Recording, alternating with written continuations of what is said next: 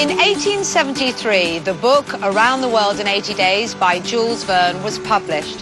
It's the story of Phileas Fogg, who took up the challenge to circumnavigate the world in 80 days in a wager set by his friends here at the Reform Club in London. More than a century later, in 1988, Michael Palin took up the same challenge with one strict rule: no aircraft. What followed was a journey and travel series like none that had gone before. A quarter of a century on, I'm meeting up with Michael as we celebrate his landmark series, Around the World in 80 Days.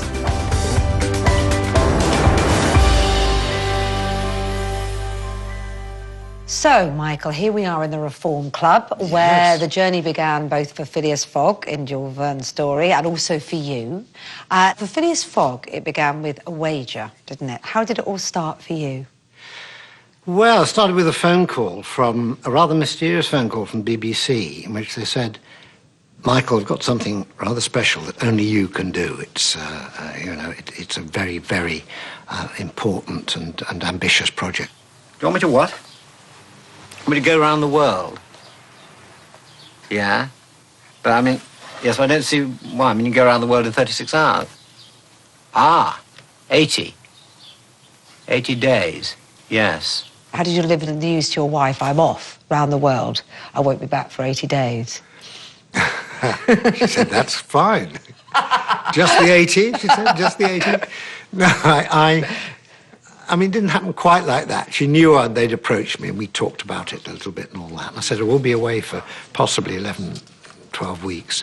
You know, we'd been married quite a long time, Helen and myself, and she kind of knew it was something that excited me, and she knew it was probably better for me to actually go and do it rather than sit in that house.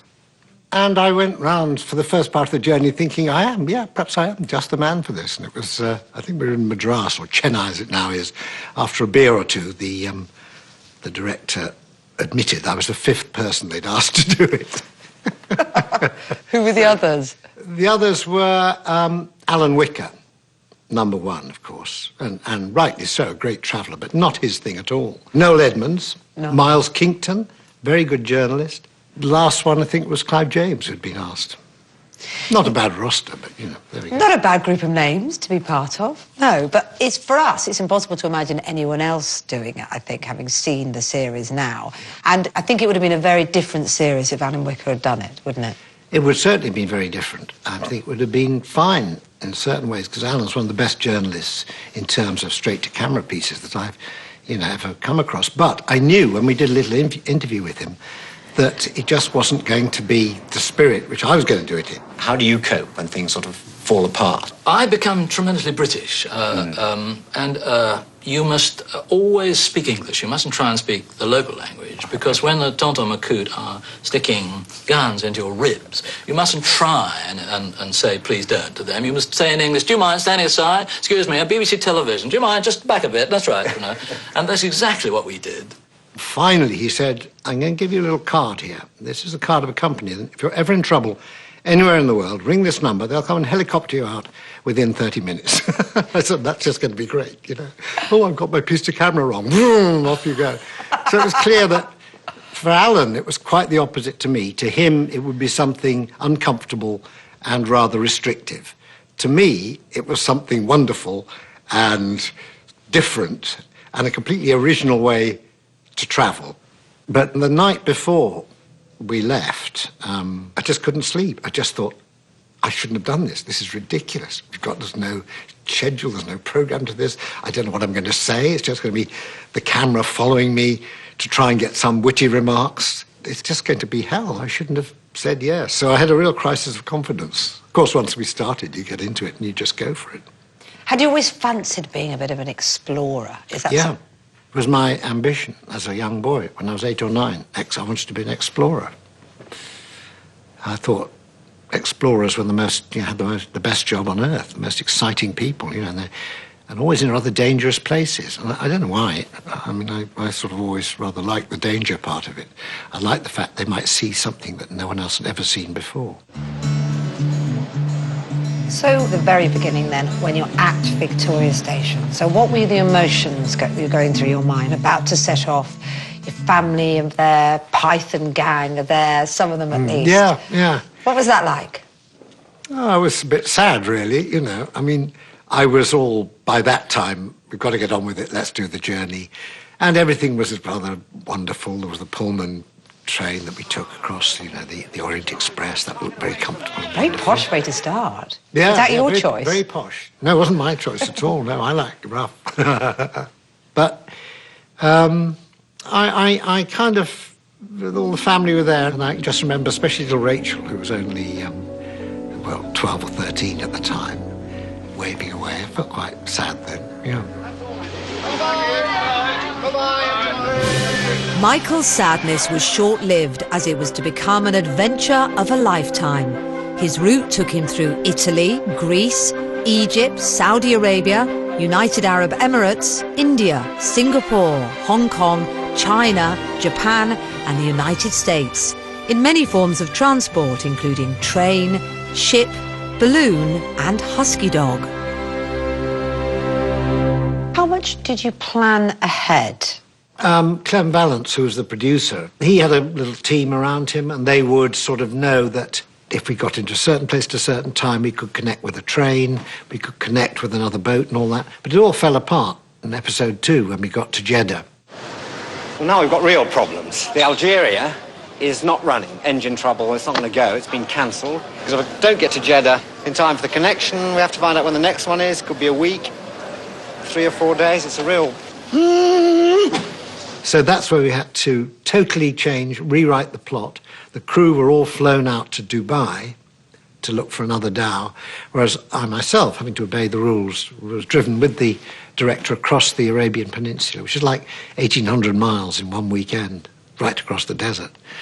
I have to say, in the great scheme of things, the things that go wrong are the things which really work best. If it all worked smoothly, I think the audience would be bored stiff. So, I mean, actually, in a sense, the crises were heaven sent, most of them. Episode 3 is a very special episode where you travel from Dubai to Bombay on the dhow. That was never intended to be a whole episode, was it? How did it come about? Well, I don't know if I really kind of expected it to be a long journey until one of our 2 editors was looking through the material. And he said, I think it's going to be too short at 10 minutes. It turned out to be about 50 minutes. And I think his instinct was completely right, because all the stuff we'd done up till then were kind of things you'd seen before, perhaps on other travel shows. But this, the dhow, was a truly special adventure. No one had really done this before, with a group of people who didn't speak English, who just had to chug along at about 4 miles an hour, and occasionally the rubber band in the engine would break and all that. So to hurry that would be to lose the essence of it. And I think it was a really bold decision. And we looked at him, we all said, gosh, it's quite gripping. How's that, Kasim? In? All right? Now, prepare yourself for a bit of Bruce Springsteen. This may have very serious effect. No? Tweak the sound up a bit, see what happens here. What? Unbelievable what this man can take. Full volume now. This is full volume, Kasim. Are you all right? What happened on that particular programme, which was vital to all the other ones I've done since, was it was about the people. It wasn't about machinery, it wasn't about travelling at huge distances. It was being with a group of people for 7 nights and 8 days and having to sort of get on and having to learn about them. They had to learn about us, create this intimacy that we eventually had with these people. Was just, I mean, so different from anything we were expecting to get. So we had to go back to the BBC, and they gave us an extra, they said, all right, we'll give you 7 episodes. The world can seem a very small place now, I think, can't it? But when you look back even to 1988, can we just run through some of the things that weren't invented then that now people might know? So, for instance, smartphones, not invented. In fact, very few people had mobile phones in common use, nothing like now. No tablets, no sat-nav, no TripAdvisor, no e-readers, hence we see you packing all your books. No email and no digital cameras. And no wheelie suitcases. No, exactly. Yeah. What a world it was. Yes, Yeah. yes. We all wore woad and furs. No, it sounds a long time ago, doesn't it? But it's amazing how, what we now have to help us on our way.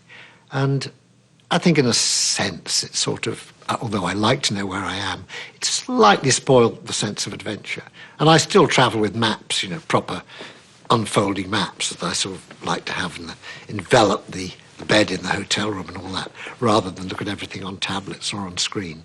But sat-nav would have been very, very useful, certainly on the Dow, as would, of course, any wireless phone, any phone connection at all. We didn't have any connection with the rest of the world for the 7 nights and 8 days that we were on the Dow, and that's got to be unheard of now.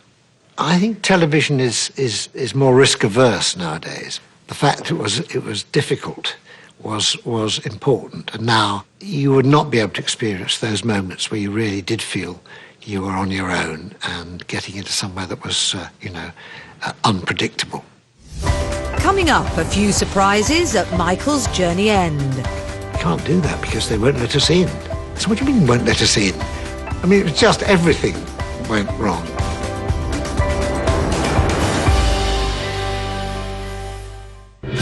In 1988, Michael Palin accepted the challenge of a lifetime from the BBC to follow in the footsteps of Jules Verne's fictional character Phileas Fogg in the classic novel Around the World in 80 Days. For both Phileas Fogg and Michael Palin, it all started at the Reform Club, and it's here where, a quarter of a century on, Michael remembers his own journey. Most of us knew you as a comedian, comedy actor, and writer, of course, as well. And what do you think the people you met made of you, both as a Brit and as an individual as well? That's interesting because, just in order to answer the question, I should say that when I started off, I didn't know exactly what kind of way I should play myself. Was I going to be me? Was I going to be Phileas Fogg? I thought, well, I've got to be a sort of actor playing Phileas Fogg. So in the first couple of episodes, I was kind of sort of aware of wearing a hat and socks and just being rather British about it and doing that almost self-consciously. Once we'd done the Dow, I forgot all about that, and you had to step off the boat. The loo was just a barrel hanging off the back of the boat. The plumbing is basic. They favour the hole-in-the-barrel system. This is rather a shock and causes my bowels to lock solid for 3 days. There was no dignity, no vanity, nothing like that. British about that. Nothing British about that, except one's tolerance of it. And I realised then I just had to be me, so that made things easier. And we got some quite nice sequences. I remember in Bombay, outside the Taj Hotel, they just wanted a shot of me walking along the sort of the promenade towards the Gate of India. And I walked along. This man came up to me and started, you want girls? And it wasn't sort of supposed to happen at all. But as it was, I was able to just be me. I said, what? What else? You offered me all sorts of weird things as we walked along. Crew absolutely in fits. I'm not going to be a very good customer for you, really. Cobras, joints, even 50,000 women. I felt, more relaxed. And I think because I was relaxed, the people they were quite interested in me and what I was doing. And the Americans, of course, they're wonderful. You just ask an American anything, they will unburden themselves completely. You don't want to be a housewife, you want to be a career woman, you want to go to college, you want a nice house, you want 2 cars, you want a Mercedes, you want a BMW. I'm divorced now. I formerly traveled with my wife back and forth to Chicago, but now it's just me. So it's just really interesting, the different parts of the world, how different people were. It really was a bit of exploring, and we were, in television terms, explorers, and we were survivors too. Was there a moment when you felt fear, sort of real fear? The only fear I felt, actually, was when we went up in the balloon in Aspen.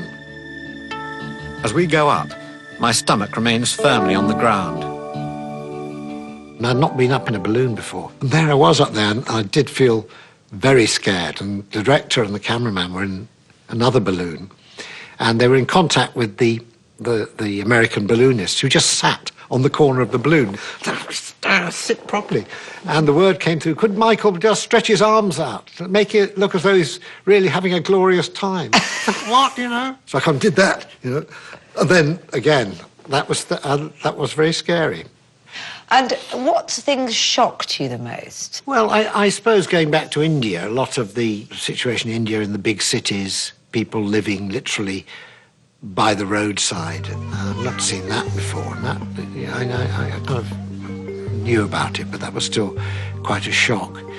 Beyond that, it was just you learnt things about different places. I mean, there was a freighter called the Susak, which took us from Madras to Singapore. We were crossing the Indian Ocean, and I just thought, the Bay of Bengal, I thought, this is just wonderful. We didn't have much to do, so just sit and watch the dolphins. And what surprised me, and made me rather sad, was that the crew were just terribly miserable. For them, it was a job, and a pretty kind of depressing job. The only thing that cheered them up was having large amounts of a beer called Zlatorog, which we all had in the evening, and then, you know, sort of staggered to bed. Were you ever bored? Was there a moment where you thought, oh... Yeah. After we left Hong Kong, there was quite a bit of container ship travel, especially from Japan right across to Los Angeles, which was 12 days going across the Pacific. And that got quite boring, as did the journey across the Atlantic. You know, if you want to get around the world quickly, by sea, they're the way to go. And yet they're just functional. They're very high up, so you can't sort of sit in the bows and trail your hand in the water or anything like that. It was hard to know quite what to do, how to spend the day. And then you got back. You made it. Yes. What was that moment like when you realised that you were going to do it? It was a terrible day. I mean, it was just everything went wrong. We thought we were there. We were in Felixstowe. We were about 18 and a half hours in advance. Provided everything worked well, we'd get to London. Then we got onto the underground. One of the stations, there was an announcement about a suspect package on the station. We will not be stopping there. Then we got to Oxford Street, tried to buy a paper off the newspaper seller, and he was incredibly rude, shouted at me, "Go away, where do I want all this sort of thing?" Cooperative. It's always good to be back in England, where people are so charming and jolly and polite. And finally, we came to this glorious club, the Reform Club, which we left 79 days and 7 hours before. I was waiting to do a shot coming across the road, the last shot, and so the director finally came across the road, and he came up to me, he said, "Look, we can't do that because they won't let us in." So what do you mean won't let us in? Unfortunately, for reasons of their own, the club do not want me to go in there and film this afternoon. So I have to say, this is the end of the journey on the pavement outside 104 Pall Mall. That's it. Any ending would have been a bit of an anticlimax. We'd done it, we're great. But this just made it wonderfully, sort of a wonderful twist, that we got there, we'd done all this, we were celebrating, but we weren't allowed in. But by that time, we were all totally knackered. So it just reinforced in my mind that coming back is sometimes not quite, doesn't always coincide with joy and celebration. I can imagine there was a sense of anticlimax. I could see that there might be, or was it just relief? I mean, how did you feel about your home, your country, the people that you'd missed so much of the 80 days? You know, you ask, I felt it was a pretty grim country to be coming back to at that time. This was Christmas, 1988. Everyone they looked pinched, they looked rushed, they weren't smiling. Compared to some of the places I'd been to, it just didn't seem to be much of a place to come back to. But of course, when I got home, it was great. The children were there, and that was lovely. And I really enjoyed the familiar things. But no one really wanted to know what I'd been doing, in the sense of, "Oh, Daddy, let's sit down and you tell us where you've been." And, you know, the wife sitting there spellbound. They were all doing their normal life. You know, the plumber had come in to mend the sort of persistent leak in the bathroom and all that sort of thing. The children had their own problems at school. And you realise that you're not, you're not the centre of the universe, just because you've been around the world less than 80 days. So from that time onwards, I learnt to make a sort of pact with my wife that we wouldn't really talk much about it until we both just settled in. I would do my bit, I would go down and get the shopping or whatever, and come home, and it would, instead of just, you know, expecting everyone to sort of light the fireworks, we'd just get on with life. That sound a bit sad? No, it doesn't. I think because you've been through such a changing experience, it would be impossible for them to know the magnitude of that for you, wouldn't it? How do you think it changed you as a person and as a traveller? Well, it gave me confidence that I could present a series, which I'd never ever expected to do, or felt I was, it was a job I was suited for particularly. I was doing comedy, we were always sending up presenters and all that sort of thing.